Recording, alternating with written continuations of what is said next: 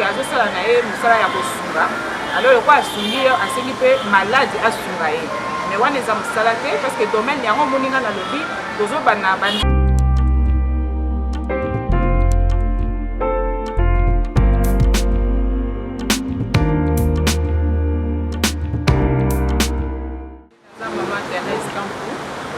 naza moko ya badiaspora oyo baye na kati na Congo mpona korépondre à un appel ya Fachi Beton nde kombo na ye kosala vraiment ke kosala bato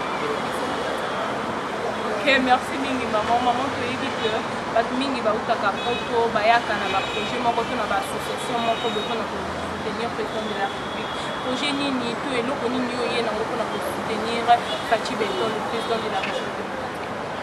Merci pour la motuna na yo mais o ngana ko koloba soutien ezalaka te na ndenge à l'époque babengi ya dialelo soutien au biso toza na moto wana président moko aoloba mokini aosala nini donc ba o penza oyo baza vraiment na kati na vision na ye bazo comprendre ye donc il faut vraiment kolia na baide alobaki na baphrase na ye moko na kati ya discours alobaki ke le Congo eza chantier donc au chantier elakisi nini basali misala batiki yango donc à l'abandon donc oyo abengaka terrain à l'abandon donc eza lokwa neti chantier na koexplike yango osusu eza lokwa couturier atongi apesi yo délai ya kotonga elamba elamba esili te atiki bitendi po moto akangisa bitendi wana efa azala spécialiste donc yango wana nde azali kosenga na bana nyonso oyo ya diaspora oyo bakoke kuna koyekola mayele na mboka mikili ya poto baya chantier eza monene donc ça veut dire motu nyonso na spécialité na ye ya kosala donc ngai naza infirmière donc naza infirmière donc européenne naza na diplôme infirmière européenne natangi na mboka ya Belgique donc navandi na Belgique plus de 20 ans et puis na immigré na Angleterre na Canada d'abord on a sali 5 ans là-bas et puis naye koimmigré na Angleterre donc en arrivant ici nasalaki 4 ans na Angleterre na ye naza maman bana na nga batikali kuna Angleterre. Donc, na expérience il y a plus de 20 ans dans le domaine de la santé. Il y a un chef de chantier parce que donc c'est ça. On a chantier c'est bien beau, il y a donc hôpital, il y a même si il faut travailler dans l'hôpital. Alors, il y a il faut investir sur l'homme. Dès que le président m'a dit, bon investissement, c'est dans l'homme, dans la jeunesse, c'est ce que moi j'ai pensé aussi. Investir sur l'homme, ça veut dire quoi? Dans la fondation Nanga, la fondation Nanga, et puis na combo en sigle ADISE, qui veut dire Action Diaspora pour le développement des infirmiers et infirmières et sans emploi. Donc ça veut dire infirmier mingi baza awa baza na salade et puis là batebele pe bazali bazoza na ngenga musala donc bao nyonso bazali na pas membre de la fondation na rapport ezali déjà actif eza pe la ba numéro qui est enregistré donc toza a pe na 12e donc eza na 12e la limité sika bureau la biso ezali donc ce que je fais naza kosala renforcement des capacités et compétences des infirmiers donc na répété yango po nazwaki baquestion ebele. Donc, ils allaient école d'infirmière. Parce que les infirmiers baza déjà. Au monde dans le chantier. Chantier, ils allaient au cas où ils donc, les infirmiers baza. Former, et alors, il arrive que baza na terrain, même la solide, même médecin, tous la famille, ils ne sont pas vraiment hyper efficaces. Pas tous, mais majoritairement. Alors, qu'est-ce que je fais? Le quoi baza déjà na base na bango. Qu'est-ce que nous sommes là? Pour ça, nous avons la fondation pour renforcer déjà au Bazali, pour déjà connaissance au Bazu, pour mettre en ordre de façon que c'est quoi est-ce que d'abord l'histoire de l'infirmière. Donc nous avons d'abord une histoire infirmière pour réconcilier la personne avec sa profession. Alors si on va comprendre déjà c'est quoi la profession et vous mettez mon engagement. Et la deuxième des choses, c'est quoi l'identité de l'infirmière. Alors l'identité de l'infirmière pour l'infirmière est bien âgée. Ah oui, comme le point est comme Simbayo, il y a docteur. Docteur c'est autre chose, infirmière aussi c'est autre chose. Infirmière n'égale pas seulement au piqûre. L'infirmière c'est quelqu'un vraiment qui soutient. C'est l'infirmière qui accompagne, c'est quelqu'un qui éduque, qui est quelqu'un qui a la connaissance, qui encadre et qui facilite aussi la communication entre les patients et le médecin. Avec tout ça, avantage ni au fait que là vous pousser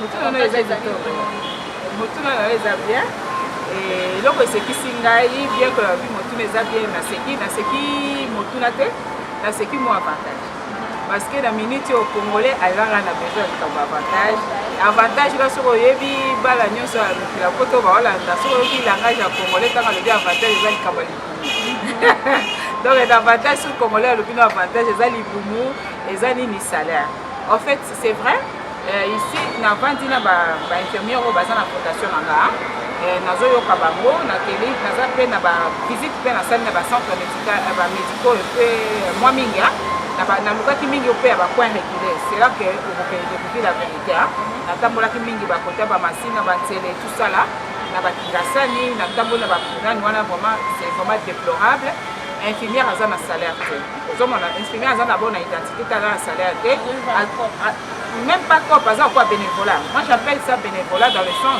soki olobi koza mosala elakisi nini c'est un travail c'est le salaire. Alors quand tu vas, tu dis que tu travailles et à la fin on ne te donne pas, on appelle ça bénévolat en français. Donc ça veut dire que à ce moment alors le quoi a malade à Sungaye. Mais on est en salaté parce que le domaine il y a un moninga dans le lobby, deux autres bandits formation dans l'histoire de l'infirmière pour dire qu'au fil du temps, l'infirmière a le roi qui bénévole, a commencé aux professions. Parce que dans l'histoire de l'infirmière au début, c'était quoi? Des femmes veuves et c'était quoi encore des religieux qui sont rentrés. Bango na simanango, après na simanango ega okoma nini et comment qui profession bakomi kopesa bango ba connaissance parce qu'après na simanango eko sala nini et comme une exigence ya diplôme. Donc bao nyonso ba na pour maman tu vois na pesa bango avec les dates avec l'historique comment est-ce qu'en Occident l'histoire d'infirmière a commencé, comment ça a évolué, comment est-ce que comme vraiment une profession à part entière. Et alors on appelle ça même des travaux de recherche pour comparer par rapport à Congo. Où en est-il le Congo avec le domaine d'infirmière? Alors comme ça, à partir de là, si on va s'identifier, on va comprendre que nous sommes l'infirmière, c'est capable. Donc avantage à l'évolution dans le même connaissance de la profession. Vous comprenez? Avantage à l'évolution, c'est la connaissance de la profession. Deuxième avantage, c'est que si vous avez une profession, vous pouvez et vous pouvez parce que la profession d'infirmière est toujours continue dans le sens de la maladie, épidémie, pandémie. Donc il faut que ça demande chaque fois. Donc on a un recyclage. Normalement, il y a un recyclage et une formation continue. Donc on va avoir une formation en rapport avec ma cambo des alliés de l'actualité. De façon que l'infirmière a vraiment un niveau na réalité dans le terrain. Mais c'est que tout le monde a infirmière vraiment en dehors de la réalité. Déjà, il y a des gens qui ont un moutonnier soit quoi il y a la clinique à blanche même à Palaba là c'est que j'ai compris. Sur les alliés les docteurs au comité docteur, sur les alliés les infirmiers au comité infirmier et où infirmière au lieu pour tout vite on va tout faire boucana et talioté et ça c'est à Pessimbo. C'est là que on ne touche pas à notre métier parce que ce métier-là, comme un infirmier était de jour au lendemain, d'abord c'est un don et après c'est un métier noble. Et alors déjà c'est en dehors, il y a salaire. Ces métiers-là ne demandent pas seulement l'intelligence, ça demande le dévouement. Il faut la dévouer, aimer les métiers, aimer les hommes et après ça vient le salaire. Ok, merci Mimi maman. Et par rapport aux gens qui disent que chef de l'État a dit que ça les locaux avec le gouvernement là où tu peux le faire pour le chef de l'État avec le peut-être un gamme si c'est le président de la République avec ça les locaux parce que c'est le gouvernement il est you compte que vous allez faire ça oui à vous motuna ngo eza kitoko mingi mais avant na yanula yo nakolinga koyebi soki oyebi soki toke na stade moni bato bazala libanda basoutenaka bamonaka bafaute nyonso eza na terrain comme si soki azwi ballon ya kodrible mamoka jebi ozo comprendre la réalité sur le terrain n'est pas égale à la vérité oyo bato bazobala moto en tout cas chef de l'état nga na omona esika azolobekele te mais si chef de l'état parle azoloba na raison quand on a raison na sens nini soki bazosalela bino makambo ozokomprendre te ça porte confusion parce que ebi ke développement nyonso eyaka en douce mais soki ezoya na brutalité ememaka donc oyo abengaka donc trouble Alors, on a le bon dans le sens parce que le chef de l'État, c'est un Congolais, de père et de mère. Moi, dans Mboka, puis à ça, mon quartier, c'est Katozali. Donc, ce qui fait qu'il y a des boulot, les alliés, donc, mon lit, les alliés. Donc, quand on a des soucis à peuple congolais, il y a des lignes à donc en premier. Donc, il y a des programmes. Alors, le fait qu'il y ait bien, à quoi bandaka à ça, ça la tête. Et quand on a ça, depuis plus de 20 ans, tu vas dire à Katamboko, les alliés, le président de la République a une connexion dans le peuple. Le président de la République a solo la canne peuple. Mais le fait qu'il y a solo la peuple, ils ont créé des problèmes. Tu as pris un exemple quand le président a salé le premier voyage, il y a un début, à la Kissi, même l'État retour d'argent dans la banque. Mon IP que dans le compte, côté où il y a des dépenses, le monde est ça qui fait. Bon, le vrai problème, ce n'est pas ça. C'est le message fort au président européen. Il y a un monde qui est malade. Et ça, c'est la politique. Il faut comprendre ça dans l'autre sens. Parce que dans la politique, on comprend donc la langue parlée. On dit, dans la politique, on comprend la langue non verbalisée. On comprend le sens. Parce que le président de la République, Azali, au lieu d'Alexatan, président de la République, qu'est-ce que vous devez connaître? Il faut que les Congolais opposent sa rapport, il y a un mandat au Baptiste. Alors, comme ce n'est pas de la coutume, il y a des Congolais, si vous Congolais peut le quoi, il y a bien voté. Comme les Congolais peut un mot pour aller dans la négation, alors ce que le quoi peut micro tambola dans le ce qu'on va aux micro, a passé le message pour étouffer le message à madame au président de Pessi.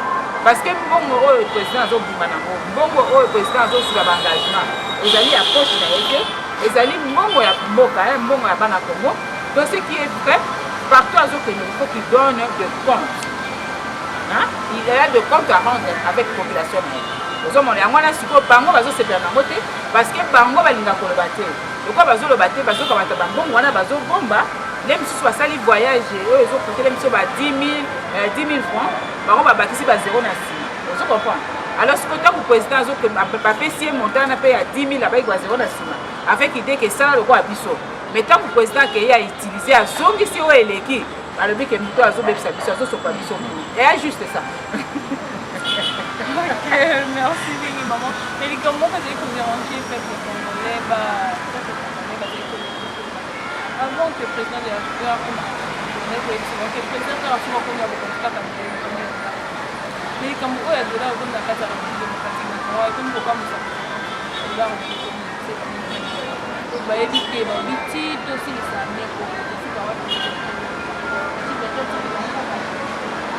c'est pas pour tant au lobby au succès en super Fachi béton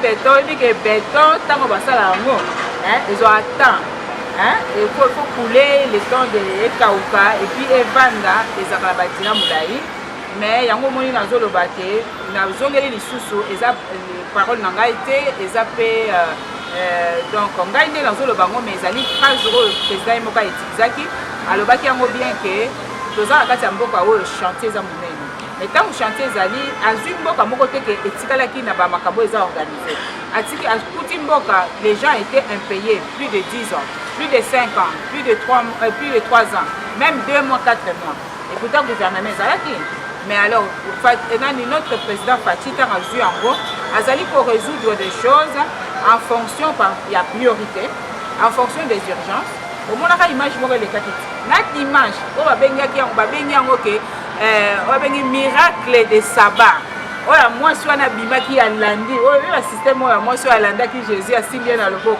voilà et alors Fachi beto asali yango asaliaka miracle de Saba oyo mwasi wana abimi akangi oyo tana aza libanda alobi na lingi trouver solution c'est pour dire que aza peut-être proche de peuple aza na connexion makambo wana ndenge dollar ezomata eza tout à fait normal parce que l'économie ya mboka eza nango eza stable te ozomona alors moni ndenge azobimabima oyo bato bazocomprendre que il est en connexion avec bavoisins avec les pays étrangers mpona kosigner des contrats avec bapays oyo nyonso ekopermettre biso bamisala ekota na mboka dès que bamisala ekota na mboka il y aura la stabilité parce qu'il y aura des paiements des impôts, et il y aura la possibilité que tout Congolais a un moussala. Bon, déjà là, d'ici là, tous fêté 1 an, avant que tout le monde ait banda awa, au monde, au monde va te payer les banques de moussala. Par rapport à ma campagne,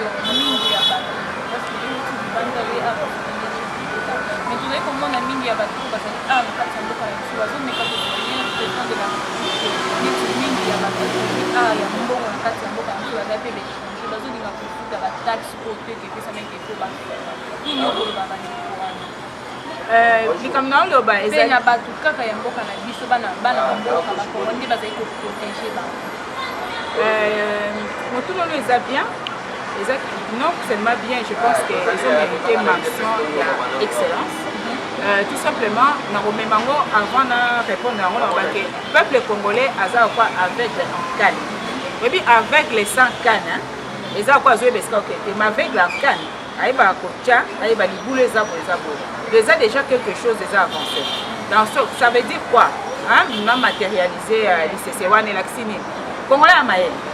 Malgré bavandisi bango plus de 20 ans, bakangi bango misu, bakangi bango matoi, bazo comprendre te parce que Congolais vandi biso muno vandi na mboka no za na identité. Donc ça identité donc ça veut dire ba identifier te ba yebi pe yote. Vous comprenez? Alors ça c'est une chose. Et puis la deuxième des choses, Congolais ba tient na mutuke, malamu ba pesa ko mbongo tous les jours que ba pesa au salaire à fin du mois. Donc il y a un problème, il y a communication avec le peuple. Donc il y a un moment même quand ndenge ba on est oiseau munisa déjà na lipati wana pour un programme il y a une gratuité. Sur l'andeli, Azaki a un salaire à 35 000 francs. Va foutre 200 $. Là, 35 000 francs. 35 000 francs, ils ont même tout va à 20 $. Donc, il y a 500 $. Vous comprenez? Azan a 200 $ en 10 000. Mais sur le bini, biso to mesana, ba parents, ba pesa biso. Moi motivation likamoso bazo lelande motivation sozo mateke bazo komisa ba congolais na ba baza mayele ba komisa bango bazoba pour ne pas construire le pays. Vous comprenez? Il est de même le fait que ba komisa bango bazoba ils savent même pas comment revendiquer elo kwamboka yango moni ba formation mingi tozo pesa to sa formation ya développement des capacités et compétences que donc moi aussi je fais partie na bato ya groupe il y a ba formateur. Donc, ça une formation d'abord, premièrement, il y a une mboka, il y a une mboka, il y a valeur pour respecter les emblèmes et Babylone pour mboka. C'est là maintenant qu'on fait la Congolais miso. Ce qui est accueilli dans Moussala, il y a un président le baki, beaucoup ya, beaucoup sala ba société awa, mais beaucoup même à biso nyo sokunate mais beaucoup sala awa. Quand vous sala awa, beaucoup fout un peu, beaucoup fout moi la mboka. C'est comme ça le peuple va se développer. Parce que la minute où tu reconnais que les Congolais prennent à sa beauté, il n'a pas l'information. Yango zo mona ke ba misusu bazo kosa bango bolinga ba diaspora te biso toye awa na mboka kuna neti nga za infirmière ba nyoso poto ba yebi na saluer maman Denise na Paris oyo to solo ne longtemps para mingi te azo ba diaspora bazo ya aso ba pesi mo ba poste ba yeka ko no iba mo mboka ko bazo ni ba mo ba ko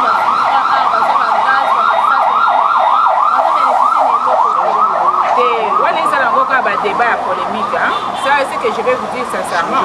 Oui, développer un pays ne vient qu'avec une moto déjà à développer. Vous comprenez? Développer un pays, il y a pas dans moto à développer. Ce que moto à développer, on ne peut pas développer mon côté. Vous comprenez? Moto à développer, on peut développer mon côté. Alors le fait que batba mesana, koiba, kokosa, kotiang congolais na kati ya condition ya o abengaka ya aveuglement, il y a manque de connaissances. Mais l'erreur est humaine. Cela ne veut pas dire que ceux qui moutou avant de mboka poto et qui a yéli. Biso bana poto to ebani. Biso bana poto to ebani. Quand je dis to ebani, en tout cas sincèrement, na mboko nga na tambola na vanda na Belgique, na tambola mboka belé mais o nga na vanda na sala na Belgique, na Canada, en Angleterre. So moutou a eu diplôme à kenda classe. Mais ce qu'on connaît quand il y a un diplôme na ko kende classe, il y a deux choses. Mais ce que ce qui moutou a yé ko sala, hein? Akoyaka ko reproduire oyo ya mona oyo ya sala. Mais ce qui moutou a commis les sikana a beti et ça m'a une expérience qui peut arriver à tout le monde, même il y a Congolais sur place. Na Congolais wana, il y a un moyo comme auto bomanate.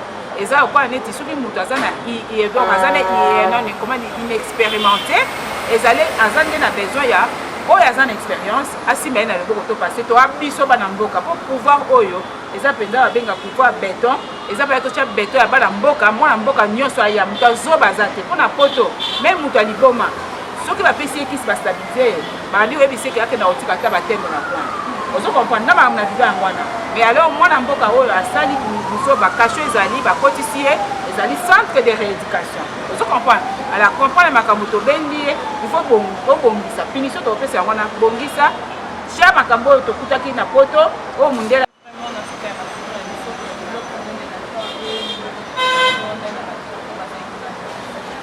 mwana ngai ya fin eza nini ngai naza mama Thérèse Kampu Chitenge nazali moko ya bino ya diaspora navandi plus de 30 ans na boti na bali nasali mpe ya classe kuna soki omoni ngai lelo na ye awa eloko ngai aganya mpe bambongo ebele nayeli ya mbongo te depuis le 8 mars wana nazosala ce que je fais eyali soutien idéologie naolesa bana na biso naza na base moko mpe monene oyo na créé ezali kocréé ngo na sese par rapport ya connexion ya makambo nga napesi oyo nga na viva na mboka mondele yango nde eza plus important tokendeki na mboka wana nasololaki na ndeko na biso mosusu mama Denise na kapati ya Paris nayebisaki ye nini on a gagné beaucoup d'argent là-bas ba 10 000 ba 20 000 nyonso wana mais mundele alongolaka biso 50% alongoli 50% alandi susu na 50% na yo wana et puis en même temps alakisi yo que tu n'es pas chez toi oyo nyonso tozwi banationalité banini yebake makila na yo wana eza ya congolais yaka na mboka na yo tia libaya chantier eza monene na spécialité na yo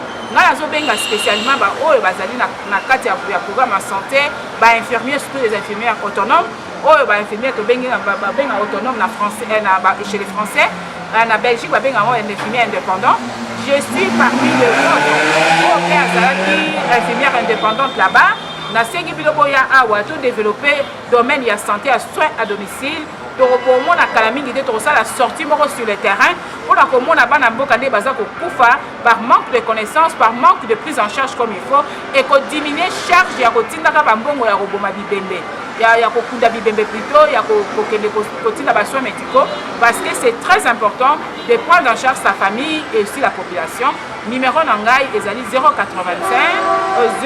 plus 243 85 34 34 500 plus 243 85 34 34 500 bobenganga na komema bino na nzela moko ya malamu parce que faut tozala liboke mpona Congo ekende liboso. Ok, merci mingi maman.